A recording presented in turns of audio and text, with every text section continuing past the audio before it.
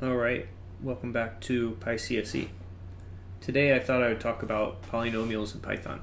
They're super helpful and we can use them to fit data, we can use them to find roots, we can use them to integrate or get derivatives of data. So let's start by thinking about we have some x data and some y data. Make this lowercase x. And whenever I see data like this, I think it's always a good idea to fit it, so or visualize it. So let's first just look at what data we have. All right, so this shows us the data. There's a little bit of noise, but it kind of goes up and then it goes down.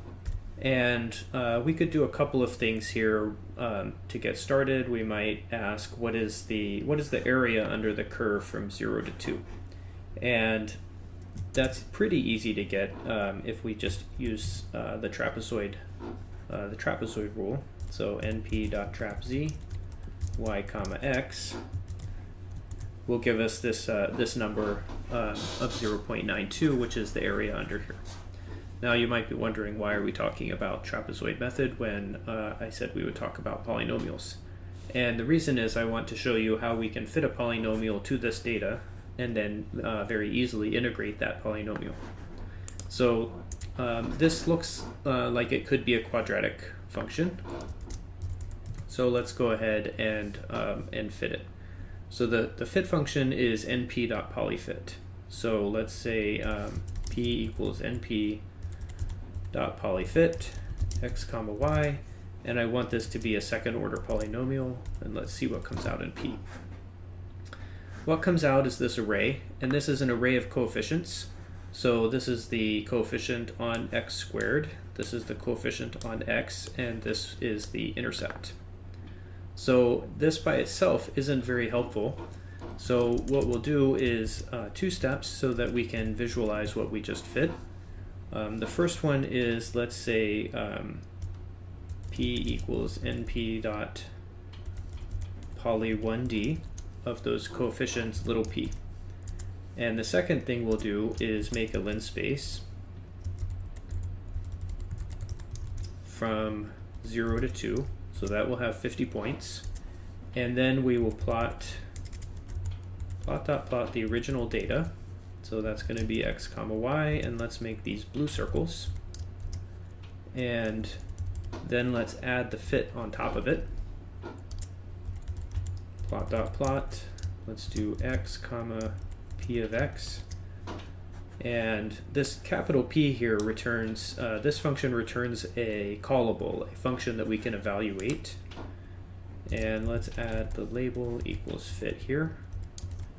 And here let's add label equals data. And since we have two things, let's add a legend, plot.legend. And now let's see what we got. Alright, so let's see, maybe it's a little bit tricky to see. Let's make these blue dots so they're a little bit smaller.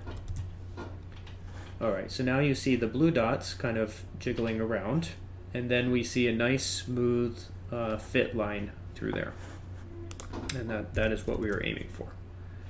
So now we have a couple of options. P is an actual executable function, so we could use quad with it.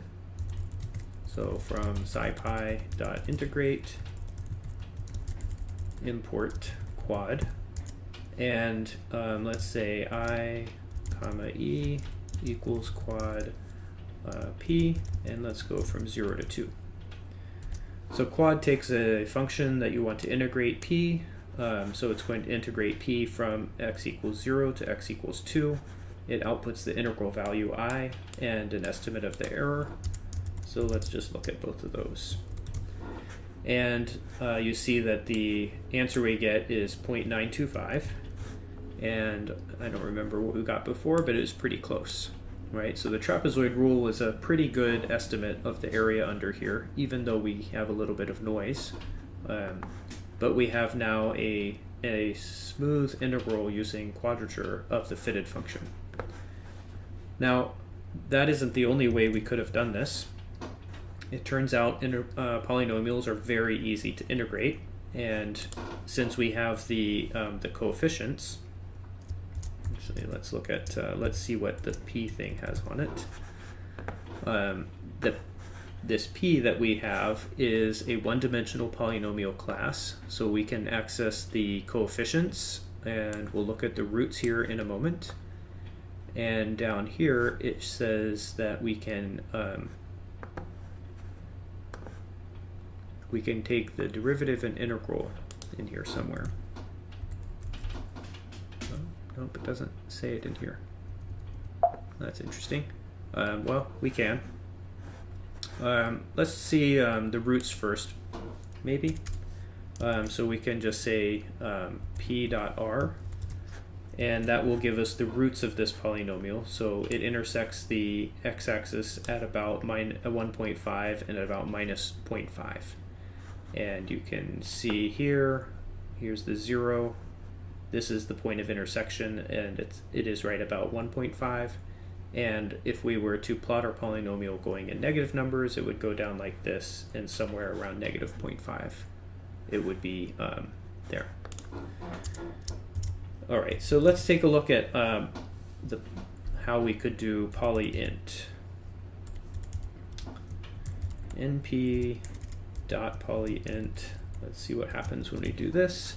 This gives me the integral of that polynomial. And so I could say ip is equal to this. And now if I want to integrate from 0 to 2, all we have to do is look at the integral of 2 minus the integral of 0. And now we can analytically get exactly the same result to many decimal places as we get here. We could also use this function with, say, minimize. All right, suppose your goal was to find the maximum value of your polynomial in this range. We know it's at about between 0.5-ish, somewhere around here. Now that we have this capital P as a integral or as a function that we can call, we can integrate it into say minimize. So let's import minimize, and if we want the maximum, so we're going to minimize. I don't know if this is going to work. Let's try it out. Wow, that actually works. So here we have minus capital P. That's how we maximize a function, is we minimize the negative of it, and you get directly out here that the maximum is at 0.5076. And maybe my last thing that I want to show you is we can you can see the Jacobian here is basically 0. That's like the first derivative. Let's just verify that and see that let's say dp is equal to np dot polydir of p, and this is going to give me the derivative of that function, and it should be callable. And so let's save this up here in a variable, and then down, let's print it again so you can see it. And then down here we're going to evaluate the derivative at this value x. And it looks like a very small number that for all practical purposes is equal to 0. So that summarizes many of the useful, interesting things you can do with polynomials. I kind of combined a lot of ideas in here. So let's go back to the top and review them real quick. I started out with this data that doesn't really mean anything to look at it in this form, and then we plotted it and suggested we might like the area under this curve. One way to get that is the trapezoid method, but that's going to be sensitive to all of these fluctuations, and we can avoid that if we fit a polynomial through the data to have a nice, smooth analytical function. And then we used poly1D to get a callable function that acts like the polynomial, so we can plot it here and see how it looks through the data. We can use that callable function inside quad to get a analytical integral, or we can use this form to get the analytical coefficients that are evaluated and give us the same integral. Then I showed you that you can use that inside of minimize, so that's pretty convenient. And that allows you, in this case, to find a maximum of what you're interested in. And then finally, at that maximum, we can verify that the first derivative is 0. And let's go ahead and show that it is in fact a maximum. And we do that by showing that the second derivative is negative. Vector p, comma 2. So we just have to add the second, the 2 here to say take the second order derivative, which is the second derivative, and then evaluate it. And in fact, you see that at that minimum it's 2, which means we're concave down and at a maximum. All right, so that's it for polynomials. Thanks for listening, and I'll see you next time.